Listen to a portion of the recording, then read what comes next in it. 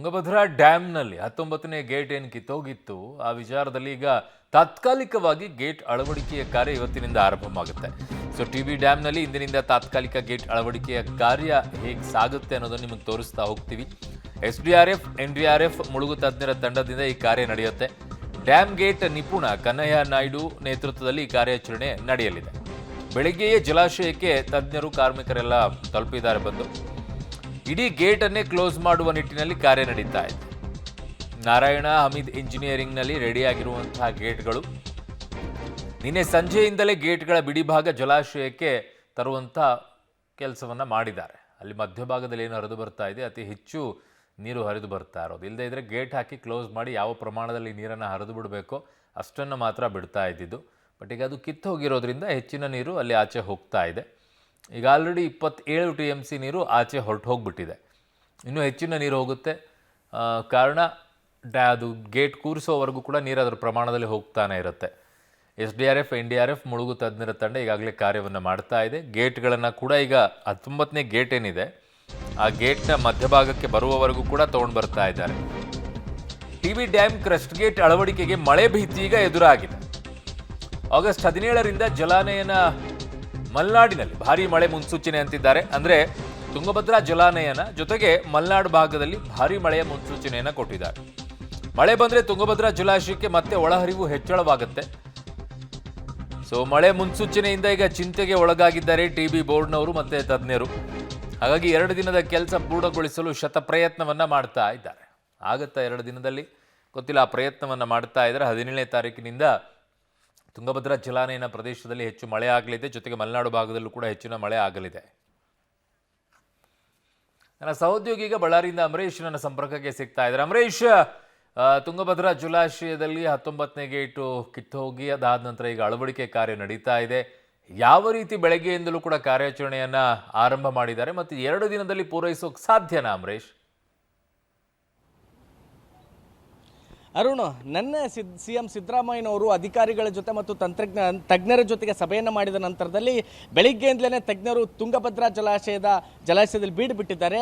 ಯಾವೆಲ್ಲ ರೀತಿಯ ಮುಂಜಾಗ್ರತಾ ಕ್ರಮಗಳನ್ನು ಕೈಗೊಳ್ಳಬೇಕು ಆ ನಿಟ್ಟಿನಲ್ಲಿ ಒಂದಿಷ್ಟು ಪರಿಶೀಲನೆಯನ್ನು ಮಾಡಿದ ನಂತರದಲ್ಲಿ ಇದೀಗ ಅಂದರೆ ತಾತ್ಕಾಲಿಕ ಗೇಟನ್ನು ಕೂಡಿಸ್ತಕ್ಕಂಥ ಕೆಲಸದಲ್ಲಿ ಕೂಡ ತಲ್ಲೀನರಾಗಿದ್ದಾರೆ. ನಾನೀಗ ಆ ಒಂದು ಎಕ್ಸ್ಕ್ಲೂಸಿವ್ ದೃಶ್ಯಾವಳಿಗಳನ್ನು ಸಹಿತ ತೋರಿಸ್ತಾ ಹೋಗ್ತೀನಿ. ಈಗಾಗಲೇ ಸಾಕಷ್ಟು ಸಂಖ್ಯೆಯಲ್ಲಿ ತಜ್ಞರಾಗಿರ್ಬೋದು ಮತ್ತು ಅಲ್ಲಿ ಬೇರೆ ಬೇರೆ ಕೆಲಸಗಳಿಗೆ ಬೇಕಾಗಿರ್ತಕ್ಕಂಥ ಕಾರ್ಮಿಕರೆಲ್ಲರೂ ಸಹಿತ ಈಗಾಗಲೇ ತುಂಗಭದ್ರಾ ಅಣೆಕಟ್ಟಿನ ಮೇಲ್ಭಾಗದಲ್ಲಿ ನಿಂತಿರುವಂಥದ್ದು. ಅಂದರೆ ಈಗಾಗಲೇ ಕ್ರೇನ್ಗಳು ಸಹಿತ ರೆಡಿಯಾಗಿ ನಿಂತಿದೆ ಜಲಾಶಯದ ಕೆಳಭಾಗದಲ್ಲಿ.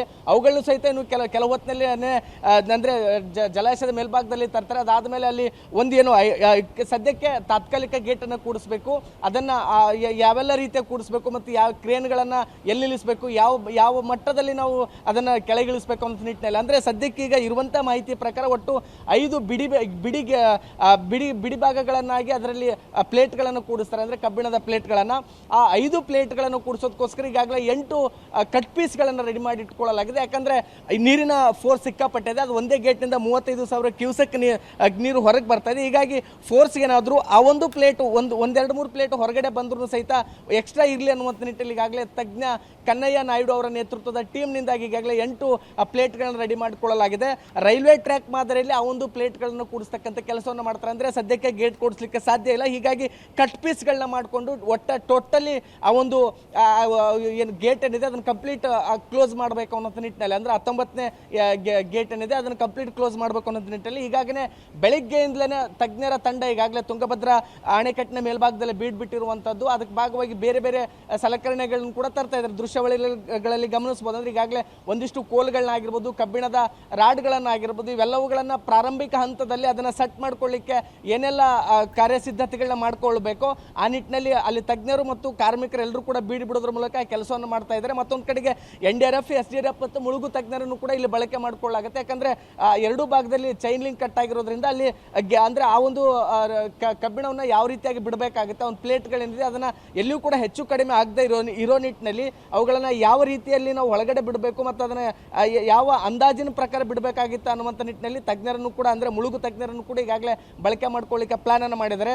ಸದ್ಯಕ್ಕಿರುವ ಮಾಹಿತಿಯ ಪ್ರಕಾರ ಹೊಸಪೇಟೆ ಭಾಗದಲ್ಲಿ ಮಳೆ ಆಗ್ತದೆ, ಹೀಗಾಗಿ ಒಂದಿಷ್ಟು ಅಡಚಣೆಗಳು ಆಗುತ್ತೆ ಅನ್ನುವಂಥ ಮಾಹಿತಿ ಕೂಡ ಐತೆ. ಆದರೆ ಸದ್ಯಕ್ಕೆ ಈಗ ಮಳೆ ನಿಂತಿದೆ, ಮತ್ತೆ ಮಳೆ ಬರ್ತಕ್ಕಂಥ ಮುನ್ಸೂಚನೆ ಇರೋದ್ರಿಂದಾಗಿ ಮಳೆ ಇಲ್ಲದೆ ಇರೋ ಟೈಮ್ನಲ್ಲಿ ಎಷ್ಟು ಸಾಧ್ಯನೋ ಅಷ್ಟು ಆತುರದಲ್ಲಿ ಈಗ ತಜ್ಞರೆಲ್ಲರೂ ಕೂಡ ಜಲಾಶಯದ ಮೇಲ್ಭಾಗದಲ್ಲೇ ಬಿಡೋದ್ರ ಮೂಲಕ ಅದನ್ನ ರಿಪೇರಿ ಮಾಡ್ಕೊಳ್ತಾ ಇದ್ದಾರೆ. ಮತ್ತೊಂದು ಕಡೆಗೆ ಅಂದ್ರೆ ತುಂಗಭದ್ರಾ ಜಲಾನಯನ ಪ್ರದೇಶದಲ್ಲಿ 17ನೇ ತಾರೀಕಿನಿಂದ ಮಳೆ ಬರುತ್ತೆ ಅನ್ನುವಂಥ ಮುನ್ಸೂಚನೆ ಈಗಾಗಲೇ ಹವಾಮಾನ ಇಲಾಖೆ ನೀಡಿರೋದ್ರಿಂದಾಗಿ 16ನೇ ತಾರೀಕಿನ ಒಳಗಡೆ ಇಡೀ ಗೇಟ್ ಅನ್ನ ಕ್ಲೋಸ್ ಮಾಡ್ತಕ್ಕಂಥ ಸಿದ್ಧತೆಯಲ್ಲಿ ಈಗಾಗಲೇ ಕನ್ನಯ್ಯ ನಾಯ್ಡು ಅಂಡ್ ಟೀಮ್ ನಿಂದ ಶತಪ್ರಯತ್ನ ನಡೀತಾ ಇದೆ. ಹೀಗಾಗಿ ಆ ನಿಟ್ಟಿನಲ್ಲಿ ಪ್ರಯತ್ನವನ್ನು ಕೂಡ ಮಾಡ್ತಾರೆ. ಯಾಕಂದ್ರೆ ಮೊದಲೇ ಹೇಳಿದಂಗೆ 25 TMC ನೀರು ಹೊರಗೆ ಹೋದ್ಮೇಲೆ ಮೊದಲ ಹಂತದ ಪ್ರಯತ್ನವನ್ನು ಮಾಡ್ತಾರೆ ಅನ್ನುವಂಥದ್ದಿತ್ತು. ಹೀಗಾಗಿ ಈಗಾಗಲೇ ಇವತ್ತಿಗೆ ಬರೋಬ್ಬರಿ 27 TMC ನೀರು ಈಗಾಗಲೇ ಜಲಾಶಯದಿಂದ ಖಾಲಿಯಾಗಿದೆ.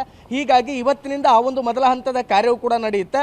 ಅದರ ಭಾಗವಾಗಿಯೇ ಈಗಾಗಲೇ ಅಧಿಕಾರಿಗಳು ಮತ್ತು ತಜ್ಞರ ತಂಡ ಜಲಾಶಯದ ಮೇಲ್ಭಾಗದಲ್ಲೇ ಬಿಡೋದ್ರ ಮೂಲಕ ಒಂದಿಷ್ಟು ಕಾರ್ಯತಂತ್ರಗಳನ್ನು ಕೂಡ ಹೆಣಿತಾ ಇದ್ದಾರೆ. ಹೀಗಾಗಿ ಪ್ಲೇಟ್ಗಳನ್ನು ಕೂಡ ನಿಧಾನಕ್ಕೆ ಮೇಲ್ಗಡೆ ತಂದು ಕ್ರೇನ್ಗಳ ಸಹಾಯದಿಂದ ಈಗ ಆ ಪ್ಲೇಟ್ಗಳನ್ನು ಇಡೋದ್ರ ಮೂಲಕ ಇಡೀ ಗೇಟನ್ನು ಕ್ಲೋಸ್ ಮಾಡ್ತಕ್ಕಂಥ ಪ್ರಯತ್ನದಲ್ಲಿ ಈಗಾಗಲೇ ತಜ್ಞರು ಒಂದಿಷ್ಟು ಸಾಧ್ಯತೆಗಳನ್ನ ಪರಿಶೀಲನೆ ಮಾಡ್ತಾ ಇದ್ದಾರೆ.